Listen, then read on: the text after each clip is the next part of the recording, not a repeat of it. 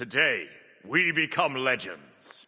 We've done one tip against every god in Smite, now it's time to cover one tip for each and every Smite god. Today's video covers tips to master assassins in Smite, but if you want to catch the future 4 videos covering all the other classes, be sure to subscribe to the channel and join the Ne Nation today. It's free and you can always unsub if you don't like what you see, but without further ado, let's jump in with assassin number 1. So first up is Arachne. So this one is a tip that's actually more of a general thing but applies quite well to Arachne, and that's waiting between basic attacks to counteract the basic attack movement penalty. I see many Arachne players pop both steroids and just start holding left click like their life depends on it, and as we know, basic attacking gods move significantly slower than non-basic attacking ones. Think about it this way, if you hold down the attack button, you're slowed as long as you hold it down. This is why the haste effect is so powerful. It removes that movement penalty entirely. Therefore, my tip is basically to place your attacks with more precision only when you know you're in range. That basic attack slow can make a really big impact when chasing down that pesky mage. And again, this just applies to any god chasing someone down with basic attacks really, but it's specifically quite good for Arachne to know this. Awilix. Feather Step doesn't need a basic attack to work. Many think that because you usually get 2 basics in for the AoE and 2 times damage before using Feather Step, which makes sense, however it's not necessary to use Feather Step. It will in fact trigger off of any damage dealt to your target by Awilix. So within range you can just 3 into 2, 1 into 2 for a gap closer and for the immunity frames on Feather Step if you need to. Bakasura. So Baka is pretty much the best farmer in the game with Golden Blade, and his Eat minion is one of the best secures in the game too, since it executes from 33% health on buff minions.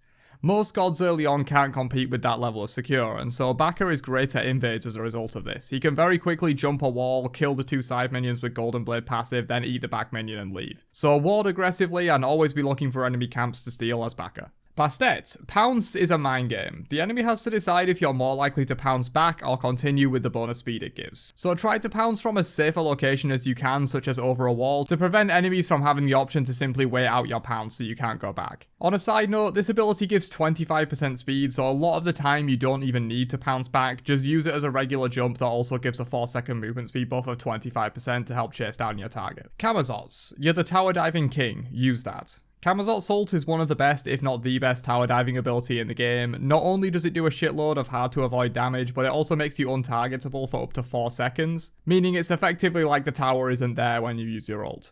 Plus, Camazotz has amazing pokes in his 1 and 2 to harass people under the tower to get them low before diving them, and has great self-sustain to allow him to win poke wars easily. This tip also applies to dives in general. You can play a lot more risky and loose on Camazotz in terms of diving the backline in a teamfight as well. Cliodhna. 2 Veils are more than 2 times better than 1 Veil. Basically, the plays you can make by saving your Veils to always use 2 at once rather than using them on their own will give more overall value. Since they're both lines, you can create a sort of budget Ganesha ult cage in a way where enemies don't want to cross either line for fear of getting blown up, and so they're kind of just traps between these 2 Veil lines. Whereas with just 1 Veil, the enemy can just run away from it, 2 can trap them into the damage and get more guaranteed value. 2 Veils is more than twice as good as 1 Veil. Try to place them in synergistic ways to get the most out of Cliodhna. Daji. It's often a great idea to fast pull with Daji's ultimate. Basically, you just use 1 chain and instantly cancel the ability to pull the enemy you hit as fast as possible. This is good for 2 reasons. 1, it gives them less time to react with a CC immune ult or beads, and you're more likely to get the actual pull value.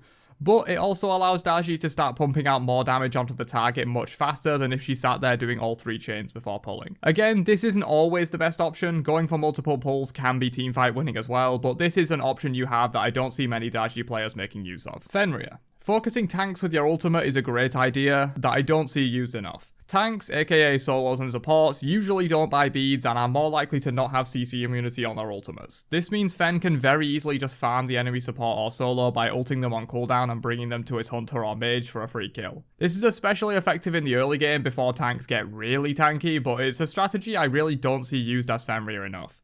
If the enemy team has a Terra support with no beads, you should be farming her as Fenrir, it's that simple. Hun Batz. Fears in Smite make the enemy run directly away from the source of the fear. You can use this to your advantage with Batz using his ultimate. Normally, the enemy will walk far enough away so that they're out of the area of effect of the totem and no longer feared. But if you place the ult down so that it forces your target to walk into a wall, they can't escape the area and will just get continually feared against the wall for the full duration rather than falling out of it early. This also has a slight added benefit to the target not really moving as they're just walking into a wall, so they're a bit easier to take down. Kali. Don't underestimate her ability to AA cancel. Despite Kali not being a standard AA cancel assassin by any means, she definitely fills more of a shred kind of playstyle, but she still has some of the best AA cancels I've seen that you can use in the early game and even later on to get that little bit of extra damage you might need for a target kill. Specifically, the ult is probably top 5 in terms of fastest cancels in the game. It's literally 2 basic attacks instantly. If I feel like I won't get the kill otherwise, I do sometimes burn my ult for no reason other than getting that last basic attack I need for the kill. However, Kali's 2 and 3 also work great for AA cancels. Stun into AA into 2 into AA is great burst damage early game, and I like to use that a lot so I don't fall behind too much, since Kali of course is mostly waiting for that late game. Loki. While Flurry Strike does a ton of damage for Loki, it's over a long period of time. This was actually a specific design decision made in his redesign to make him less frustrating. However, you can just cancel Flurry Strike straight into a basic attack after the first hit for more burst damage at the cost of less total damage. Since Loki is such a burst heavy character that generally needs to kill his target within a few seconds or get the hell out, it's nice to have this option to get faster burst damage if it's needed compared to just letting the whole animation play out for max damage. Mercury. Try to use special delivery near walls similar to Hun Batz totem to get more basic attacks in on the falling enemy. If you do it in the open, you throw them too far away for actual follow-ups. Against a wall though, they stay in range and you can just basic attack them on the way down. Ne Zha. Armillary Sash has great immunity frames when Ne Zha flies to the target. Keep this in mind as it can be used even at close range just to get immunity and avoid certain abilities you see coming. In a way, these abilities like Feather Step and Armillary Sash are like budget versions of Chang'e and Ravana 2 with their immunity frames, and yet they rarely get the credit they deserve. Nemesis. Do not be afraid to target tanks as Nem. Your ultimate is entirely percentage based, meaning the larger the total number, the more value the ult gets. 30% of 2000 HP is 600 damage, but 30% of 3000 HP is 900 damage. The same applies with the 30% protection steal that her ult has. 30% of a tank with 300 procs is 90 of each for Nemesis, but 30% of a squishy with 30 procs is only 9 of each for Nemesis.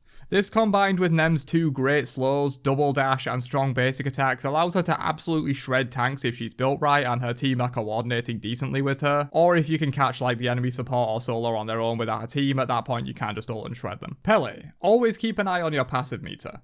Pele's passive is one of the best in the game for surprise turning a fight with that massive healing she can get. However, you need to know when, if at all, you're going to get that passive in the fight, and so always keeping track of it on the passive meter slot can allow you to take some fights you might not have otherwise had a chance with, because you know your passive is coming up in 4 seconds or whatever. Ratatoskr. Acorns are a huge power spike. Use them. Not only are all of Rat's acorns insanely stat to cost efficient compared to regular tier 3 items, but you can also buy them from anywhere, meaning he can hit an insane power spike without backing and continue his already pretty dominant early game pressure. Similar to Pele, keep an eye on your gold and grab these acorn power spikes as soon as you can, then use them. Take some fights. You have the advantage as Rat, since 2050 gold isn't enough for most people to have completed a tier 3 item yet. They probably have tier 2s or very cheap tier 3s, and you have a stronger than average tier 3 with your acorn that you didn't even need to miss farm for because you can buy it from anywhere. As soon as you buy that acorn, you're basically on a timer where you're much stronger than everyone else until they catch up, so use it. Ravana. Don't underestimate overhead kicks' potential for damage. Yes, it's usually used to immune big ultimates or nasty abilities that you don't want to get hit by, but sometimes just using it for the damage and perhaps immuning just a little bit on the side can be useful. It does 210 plus 70% of power, which isn't amazing by any means, but considering the ability also gives complete immunity to everything for 1 second as well, and you start to see the power of this move. The range is solid, much further than his 1 and basic attacks, and barely less than his 3 actually, so you can very often get free damage with this to finish off a kill, but of course do be careful as this is pretty much Ravana's only safety outside of ulting away. Serqet. So contrary to most gods where AA cancelling is almost always useful, on Serqet you actually want to actively avoid AA cancelling on every hit. Due to Serqet's passive, Catalyst, you only want to be basic attacking after at least 2 ability hits or even 3 if you're committing the ultimate to the kill. Serqet gets 10% max health with 2 poisons or 20% max health with 3, so basic attacking in between every ability is actually a bad idea. 1 poison literally doesn't do anything, you need at least 2 to get some of the damage, so you should not be looking to AA cancel, you should be looking to dump your abilities then basic attack instead. Set. So Set is pretty reliant on his ultimate. He's still useful without it, but it's a large part of the synergy within his kit that makes him strong. However, it's an ability that has a lot of counters, be that by running or jumping away, CCing the Set as soon as you see him to waste his ult time, and of course relics. So try to force as many of the enemy's options as you can before ulting as Set to get the best chance of the ult getting mega value. If you can burn the enemy's Aegis, Leap and Stun before you ult, all 3 of those options are off the table to counter you, and a Set that can just walk at people while ulting is pretty much a GG. Susano. So this is probably the most obvious one on the list, but it's still important, and that's that Susano is an AA cancelling machine. Always be weaving in a basic attack between abilities on this guy, especially for your 1 and 3, which give great AA cancels. For your 1, you can get a basic attack between each of the hits for 3 total, and on his 3 you can get one on throwing the storm and another one on teleporting to the storm. A lot of Susano's nuts burst damage actually comes from these basic attacks he gets for free in between all of his abilities, so utilize them and your Susano will improve, no doubt. Thanatos. You can get away with building 0 or very little flat penetration on Thanatos.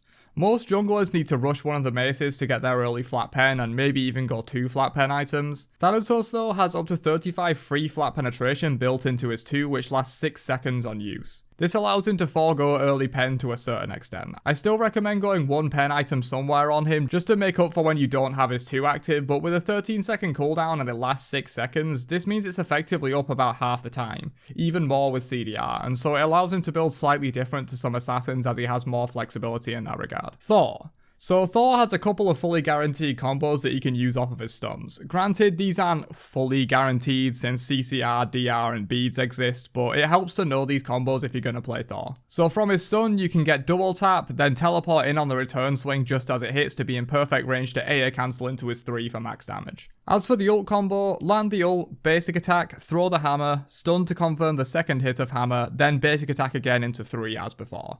These 2 combos are essential to Thor's gameplay and should be second nature to just do after hitting his 2 or his ult. Tsukuyomi. Whenever you ult as Suku, try to land the final beam on a target you are okay on landing with. Since only the very last target hit is where you teleport to at the end, you can switch targets on the last beam and land in a more safe location like their front line instead of all the way in their back line surrounded by the enemy team. You can also switch targets if you think the main target is going to die mid-cast when you do all the dashes, so you can land onto another target and keep snowballing or something like that. Since Suku has no defensive mobility, aka all his mobility requires an enemy target, it's important not to put yourself in a really bad position after ulting, so pay attention to that final 4th shot and try to land it on the most preferable place to end up. But that's it for one tip to master every assassin in Smite. Hopefully you enjoyed this one. If you did, don't forget to drop a like before you leave and throw your own tips down in the comment section below to spread the knowledge. But other than that, I'll catch you guys in another one later on. Have a great day, and peace out, you nerds.